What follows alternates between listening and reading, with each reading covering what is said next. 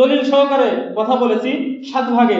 এই 7 ভাগে কুরবানি আমরা যে করব, এটার মধ্যে আমরা চেষ্টা করব যে ভাগেগুলো আমাদের থাকবে, ভাগেগুলো যেন অবশ্যই পরহেজগার হয়, ভাগেগুলো যেন অবশ্যই সুদখোর যেন না হয়, ওই ভাগেগুলো যেন অবশ্যই আল্লাহওয়ালা হয়, তারা যেন মানুষকে খুশি করার জন্য যেন কুরবানি না করে, জামাইকে খাওয়ানোর জন্য যেন কুরবানি না করে, ঠিক না? অনেকগুলো আমল রয়েছে, সেই আমলগুলি যদি আমরা আগে না জানি তাহলে আমরা সেই আমল থেকে মাহরুম হয়ে যাব, বঞ্চিত হয়ে যাব। এই জন্য আমরা সকলেই মনোযোগ সহকারে শ্রবণ করার চেষ্টা করব ইনশাআল্লাহ।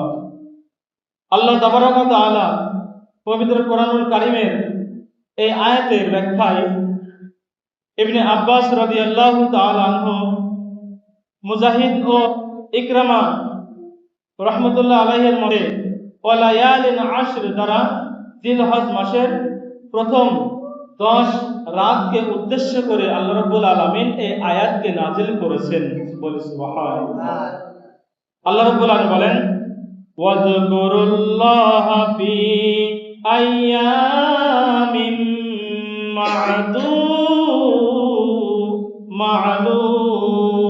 মা'লুমাত।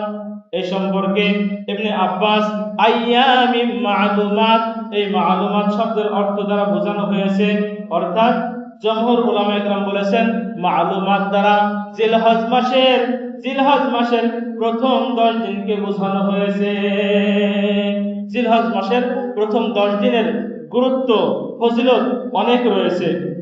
জিলহজ মাসের প্রথম 10 দিন মা মিন আইয়ামিন আহাব্বু ইলাল্লাহি আইয়ুতাআব্বাদা লাহু ফিহা মিন আশরি জিলহজ্জি। রাসূলুল্লাহ সাল্লাল্লাহু আলাইহি ওয়াসাল্লাম কোন বিশিষ্ট সাহাবী হযরত আবু হুরায়রা রাদিয়াল্লাহু তাআলা আনহু থেকে হাদিসের মধ্যে বর্ণিত, তিনি বলেন আমার আপনার নবী রাহমাতুল লিল আলামিন, দয়ার দরদি নবী, তিনি তার পাক জবান মোবারকে ইরশাদ করেছেন মা মিন আইয়ামিন আহাব্বু ইলাল্লাহি আব্বাদাল লাহু ফিহা মিন আশরি জিলহজ। জিলহজ মাসের 10 দিন, এই জিলহজ মাসের 10 দিনের ইবাদত, 10 দিনের ইবাদতের চেয়ে আল্লাহর কাছে অন্য কোন ইবাদত প্রিয় নয়। এত প্রিয় এই দিনগুলোতে রোজা রাখলে, এই 10 দিন অর্থাৎ প্রথম 9 দিন, জিলহজ মাসের 10 দিনে তো কুরবানি হবে, সেদিন তো আর রোজা নাই। প্রথম 9 দিন, এই 9 দিন যদি কেউ রোজা রাখে তাহলে হাদিসের ভাষায় ইয়াদিলু সিয়ামি কুল্লু ইয়াউমি মিনহা বিসিয়ামি সানা, যে ব্যক্তি এই প্রথম 9 দিন যারা রোজা রাখবে, রব্বুল আলামিন তার আমল নামায় পুরো বছর রোজা রাখার পরিমাণ সওয়াব তার আমল নামায় আল্লাহ রব্বুল আলামিন দান করে দিবে। আল্লাহ আল্লাহ, একটা রোজা রাখলে পুরো বছরের রোজা রাখার পরিমাণ সওয়াব আপনার আমার আমল নামায় আল্লাহ রাব্বুল আলামিন দান করবেন। সময় রয়েছে মাত্র 9 দিন, বলে সুবহানাল্লাহ। কয় দিন? 9 দিন সময়, একেবারে সময় সুযোগ একেবারে অল্প সময়।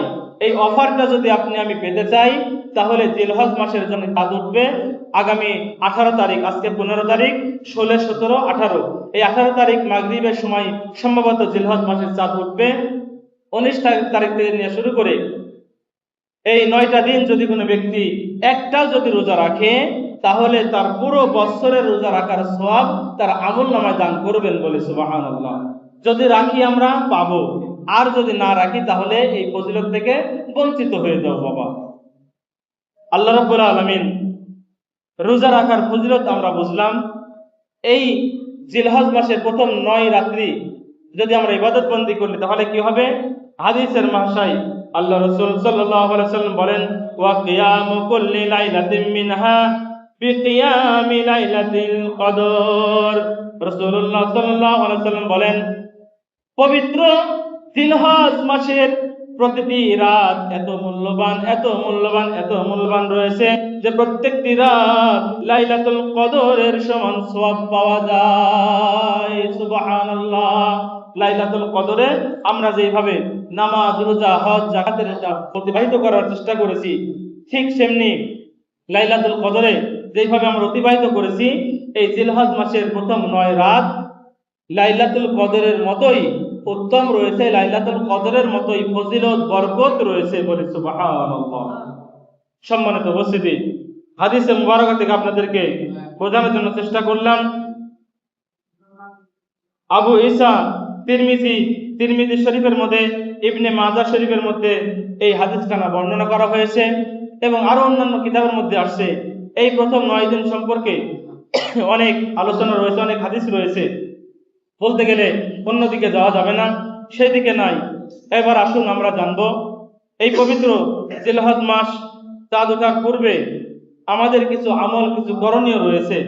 আল্লাহ রসুল সাল্লাল্লাহু আলাইহি সাল্লাম তিনি আদেশ করেছেন, আমরা রসুলের আদেশগুলি মানব, আর নবীর আদেশ মানার মধ্যেই রয়েছে কামিয়াবি বলে সুবহানাল্লাহ। যদি আমরা না মানি, যদি আমরা উল্টা পাল্টা করে চলার চেষ্টা করি, যদি মনে করি যে না এগুলো মানা যাবে না, কারণ এগুলো না মানার ক্ষেত্রে আমাদের বড় বড় মাদানি, বড় বড় শায়েখ তারা নিষেধ করেছে, অতএব এটা মানা যাবে না। আপনারটা নিয়ে আপনি থাকতে পারেন, কোনো আপত্তি নাই, কিন্তু নবীর একটা হাদিসকেও যদি কেউ অস্বীকার করে, জেনে বুঝে যদি হাদিসের বিপরীত চলে, অস্বীকার করে, ওই ব্যক্তি হাদিস অস্বীকার করার কারণে ওই ব্যক্তি আর ইমানদার হতে পারবে না।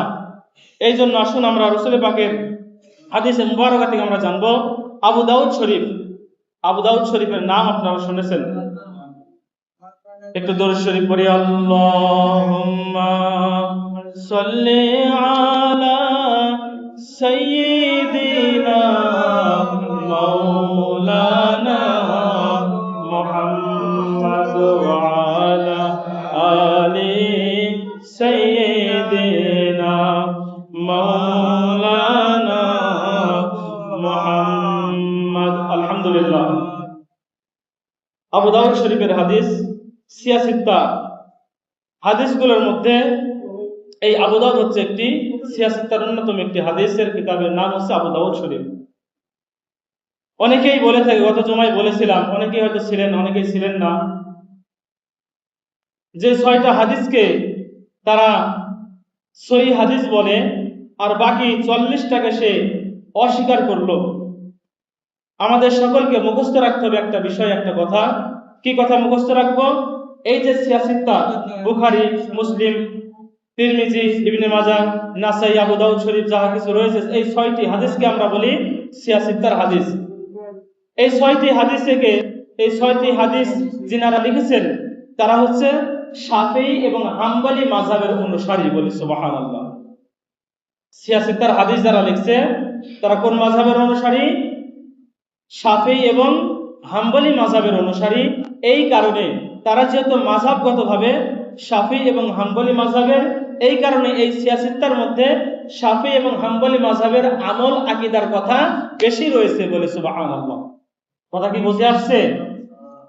তাহলে সিয়াসিত্তার মধ্যে শাফিঈ এবং হাম্বলি মাযহাবের হাদিসই বেশি রয়েছে, আর বাকি যে 44টি হাদিস রয়েছে, অনেক, আমি গত সময় নাম বলেছি অনেকগুলি, সেই বাকি 40টি হাদিসের কিতাব যেগুলো আমাদের হানাফি ও মালিকি মাযহাবের ইমামগণ লিখেছেন বলে সুবহানাল্লাহ।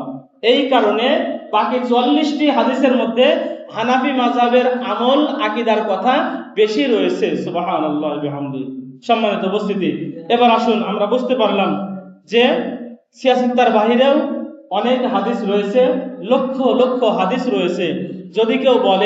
যদি কেউ মনে করে যে সিয়াসিত্তার হাদিসের বাহিরে আমরা হাদিস মানব না, তাহলে ওই ব্যক্তি নবীর হাদিসকে অস্বীকার করার কারণে ওই ব্যক্তি পাকা মুসলমান হবে, ঠিক কিনা? হাদিস অস্বীকার করলে কি মুসলমান থাকবে? সম্মানিত উপস্থিতি, কোন অবস্থাতে নয়। আবু দাউদ শরীফের হাদিস 385 নম্বর পৃষ্ঠা। আবু দাউদ শরীফ 2 খণ্ড একত্রিত করে লেখা। আবু দাউদ শরীফ 385 নম্বর পৃষ্ঠা, আরবি ভলিউম। প্রথম নুসকা, যেটা আবু দাউদ শরীফ প্রথম নুসকা, ওই প্রথম নুসকার মধ্যে জের জবর এমনকি নুক্তা পর্যন্ত নাই। বলে সুবহানাল্লাহ। কোথায় এক নুক্তা দিলে বা হবে, দুই নুক্তা নিচে দিলে কি হবে? এদিকে খেয়াল করেন, নিচে দুই নুক্তা দিলে ইয়া হবে, উপরে দুই নুক্তা দিলে কি হয়? তা হয়। তিন নুক্তা দিলে সা হয়। তো একটা দাঁতের উপরে এক নুক্তা দিলে নুন হচ্ছে, দুইটা দিলে তা হচ্ছে, তিনটা দিলে সা হচ্ছে, নিচে একটা দিলে বা হচ্ছে, দুইটা দিলে ইয়া হচ্ছে। তো এই গ্রামাটিক্যাল কায়দায় কোথায় কয় নুক্তা বসবে, এই জ্ঞান যাদের মধ্যে আছে, গ্রামাটিক্যাল কায়দায় যারা সেটিং করতে পারবে, তারাই হচ্ছে মুহাদ্দিস। বলি সুবহানাল্লাহ। বুঝাইতে পেরেছি? আজকে আমাদের জামানায় তো মুহাদ্দিসের কোনো অভাব নাই, অলিতে গলিতে তাফসীর কারক। সম্মানিত উপস্থিতি, তো যাই হোক, সেদিকে বলতে গেলে অনেক সময়। তো সেই প্রথম নুসকা আবু দাউদ শরীফ, হাদিস শরীফ নাম্বার 2789তম হাদিস। এই হাদিসখানা বর্ণনা করেছেন তিরমিজি, মুসলিম শরীফ ও ইবনে মাজাহ শরীফের মধ্যেও এই হাদিসখানা বর্ণনা করা হয়েছে। সুবহানাল্লাহ। হাদিসখানা বর্ণনা করছেন সনদ সহকারে, আপনাদের মাঝে বলার চেষ্টা করব ইনশাআল্লাহ। হাদাসানা হারুন ইবনে আব্দুল্লাহ রাহমাতুল্লাহি আলাইহি قال حدثنا عبد الله بن يزيد رحمة الله عليه قال حدثني سعيد بن أبي أيوب قال حدثني عياش بن العباس القطباني عن عيسى بن هلال الصدفي عن عبد الله بن عمر وابن العاص أن النبي صلى الله عليه وسلم رسول পাক সাল্লাল্লাহু আলাইহি ওয়াসাল্লাম তিনি বলেন, ক্বালা উমিরতু বিয়াউমিল আযহা ঈদা। আল্লাহ রাব্বুল আলামিন তার হাবিব সাল্লাল্লাহু আলাইহি ওয়াসাল্লাম তিনি হাদিস বর্ণনা করছেন। হাদাসানা, হাদিস বর্ণনা করেছেন হারুন ইবনে আব্দুল্লাহ, আব্দুল্লাহর ছেলে হারুন, তিনি হাদিস বর্ণনা করেছেন। ক্বালা, তিনি বলেন, হাদাসানা, আমাদের কাছে হাদিস বর্ণনা করেছেন আব্দুল্লাহ ইবনে ইয়াজিদ রাহমাতুল্লাহ আলাইহি। ক্বালা, তিনি বলেন, হাদাসানি, আমাদের নিকটে হাদিস বর্ণনা করেছেন সাঈদ ইবনে আবি আইয়ুব রাহমাতুল্লাহ আলাইহি। ক্বালা, তিনি বলেন, হাদাসানি, আমাদের নিকটে হাদিস বর্ণনা করেছেন আইয়াশ ইবনুল আব্বাস আল কুতবানি ও আন ঈসা ইবনে হিলালি সাদাফি আন আব্দুল্লাহ ইবনে আমর, তিনি বলেন, আব্দুল্লাহ ইবনে আমর থেকে হাদিস, তিনি বলেন, আন্নান নাবিয়্যা সাল্লাল্লাহু আলাইহি ওয়াসাল্লাম, নিশ্চয়ই আখেরি নবী রাহমাতুল লিল আলামিন, তিনি বলেন, তিনি কি বলেছেন? ক্বালা উমিরতু বিয়াউমিল আযহা ঈদা।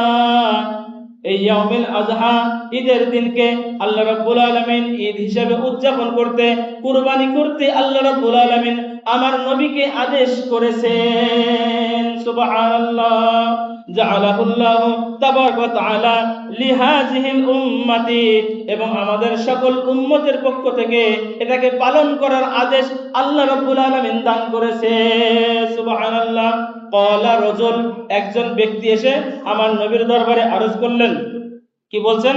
ক্বালা রাজুল, একজন ব্যক্তি বলছেন, ইয়া রাসূলুল্লাহ, ইয়া হাবিবাল্লাহ, ইল্লাম আজিদ ইল্লা মানিহাতা উনসা। ইয়া রাসূলুল্লাহ, ইয়া হাবিবাল্লাহ, বুঝতে পারলাম কুরবানির অনেক ফজিলত রয়েছে। এই কুরবানি যদি আমরা করি, আমার একটি কি রয়েছে? উট রয়েছে। মানিহা, একটা মাদি উট রয়েছে, যেই উটের দুধ দহন করে আমি জীবিকা নির্বাহ করি, নিজে চলি, আমার সংসার পরিচালনা করি। বলি সুবহানাল্লাহ। ইয়া রাসূলুল্লাহ, ইয়া হাবিবাল্লাহ, আফা আযহাইয়ু, এটাকে কি আমি কুরবানি করে দিব, জবাই করে দিব? রাসূল পাক সাল্লাল্লাহু আলাইহি সাল্লাম তিনি বললেন যে না, লা, এটা তুমি কুরবানি করো না। ওয়ালাকিন, তবে তুমি রেখে দাও। কি রেখে দিবে? খুজ, তুমি রেখে দিবে। ওয়ালাকিন খুজ মিন শা'রিকা, তোমার মাথার চুলকে তুমি রেখে দাও, মাথার চুলকে রেখে দাও। ওয়া আযফারিকা, তোমাদের নখগুলি রেখে দাও। ওয়া তাকুসসু শারিবাকা, এবং অপ্রয়োজনীয় যেগুলো পশম রয়েছে, বুঝে নেবেন, অপ্রয়োজনীয় যেগুলো পশম রয়েছে এগুলো কি করবে? ওয়া তাহলিকু আনাতিকা, এগুলো তোমরা রেখে দিবে। একবারে আজীবনের জন্য রেখে দিবেন কি? আজীবনের জন্য না, এই 10টা দিন, জিলহজ মাসের এই 10 দিন এগুলো তুমি রেখে দিবে। ওই সাহাবাকে বলছে আল্লাহ রসুল, এই 10টা দিন তুমি রেখে দিবে, তোমরা এগুলো কাটবে না। এটা মানে আল্লাহ পাকের নিকটে পরিপূর্ণ একটি কুরবানি করার সওয়াব আল্লাহ রাব্বুল আলামিন তোমার আমল নামায় দান করবেন বলে সুবহানাল্লাহ। যেহেতু তুমি কুরবানি দিতে পারছো না, ঈদের দিন তুমি হাতের পায়ের নখগুলো এগুলো তুমি কেটে নিবে, তাহলে পরিপূর্ণ একটি কুরবানি করার সওয়াব তোমার আমল নামে আল্লাহ রাব্বুল আলামিন দান করবেন বলে সুবহানাল্লাহ। সুতরাং জিলহজ মাসের চাঁদ ওঠার আগেই এই জিনিসটা আমাদের জানার দরকার।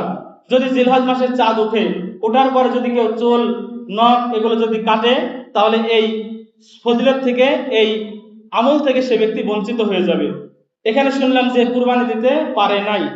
এবার আসুন, অপর হাদিসের মধ্যে আসছে, এখানে আল্লাহ রসুল হযরত উম্মুল মুমিনিন উম্মে সালামা রাদিয়াল্লাহু তাআলা আনহা থেকে বর্ণিত, তিনি বলেন রাসূলুল্লাহ সাল্লাল্লাহু আলাইহি ওয়াসাল্লাম বলেছেন, যে ব্যক্তি জিলহজ মাসের শরীফের জিলহজের চাঁদ দেখলো এবং কুরবানি করার নিয়ত করলো। অপর হাদিসে সনদ সহকারে আপনাদের শোনালাম, ওই হাদিসের মধ্যে আসে যে কুরবানি দিতে পারবে না, তাকে চুল নখ এগুলো রেখে দেওয়ার জন্য বললো, যাতে করে একটা কুরবানি করার সওয়াব ওই ব্যক্তি অর্জন করতে পারবে। দলিল সহকারে কথা বলেছি 7 ভাগে। এই 7 ভাগে কুরবানি আমরা যে করব, এটার মধ্যে আমরা চেষ্টা করবো যে ভাগেগুলো আমাদের থাকবে, ভাগেগুলো যেন অবশ্যই পরহেজগার হয়, ভাগেগুলো যেন অবশ্যই সুদখোর যেন না হয়, ওই ভাগেগুলো যেন অবশ্যই আল্লাহওয়ালা হয়, তারা যেন মানুষকে খুশি করার জন্য যেন কুরবানি না করে, জামাইকে খাওয়ানোর জন্য যেন কুরবানি না করে। ঠিক না? অনেকেই বলে, বাবা কুরবানি দিচ্ছ কেন, আমার তো 3টা জামাই আছে, কুরবানি না দিলে জামাইরা কি বলবে? অনেকেই মনে করে না, বলে, কথা বলে না, এমনটি করে নাকি? আমাদের দিকে বলে, জিগাইলেই বলে যে কুরবানি দিচ্ছেন কেন চাচা, আমার 2টা জামাই আছে, বাবা ঈদের দিন আসবে, কুরবানি না দিলে জামাইরা কি বলবে? তো এই উদ্দেশ্যে যদি কুরবানি দেয়, 1000টা কুরবানি দিলেও কবুল হবে না। হ্যাঁ, আপনি দিচ্ছেন কুরবানি, মনে নিয়ত রাখুন, আল্লাহ আমাকে সম্পদ দিয়েছেন, সুযোগ দিয়েছেন, আল্লাহকে খুশি করার জন্য কুরবানি দিচ্ছি, কুরবানিও হবে, জামাইকেও খুশি করা হবে বলে সুবহানাল্লাহ। এই কুরবানি কাদের উপর ওয়াজিব? যাদের কাছে 7.5 ভরি স্বর্ণ এবং 52 ভরি রূপা যাদের কাছে আছে। ওই জামানায় সোনা এবং রূপার মূল্য এক ছিল, এই জন্য 7.5 ভরি স্বর্ণ এবং 52 ভরি রূপার কথা বলেছে। কিন্তু এই সময় 2026 সালে এসে সোনার দাম অনেক বেশি, ঠিক কিনা? রূপার দাম অনেক কম। এখন আমি কি বেশিটা ধরবো? না, আমাকে কমটা ধরতে হবে। বুঝাতে পেরেছি? অনেকেই মনে করে 7.5 ভরি স্বর্ণ, আমার কাছে স্বর্ণের দাম নাই, সুতরাং আমি কুরবানি দিব না, বেঁচে গেলাম। নাউজুবিল্লাহ। আপনাকে নিচু থেকে আপনাকে শুরু করতে হবে। 52 ভরি, 1 ভরির চাঁদির দাম কত এখন? সকলেই জানেন। 1 ভরি চাঁদির দাম কত? 52 ভরি চাঁদির দাম কত আসছে, হিসাব করেন। যদি এই সমপরিমাণ টাকা আপনার কাছে থাকে জিলহজ মাসের 10, 11, 12, তাহলে আপনার উপরে কুরবানি দেওয়া ওয়াজিব। কুরবানি যদি না দেন আপনি গুনাহগার হবেন। আল্লাহ রাব্বুল আলামিন যদি নারাজ হয়, আপনাকে এই একটি কাজের জন্য জাহান্নামে যেতে হবে বলে নাউজুবিল্লাহ।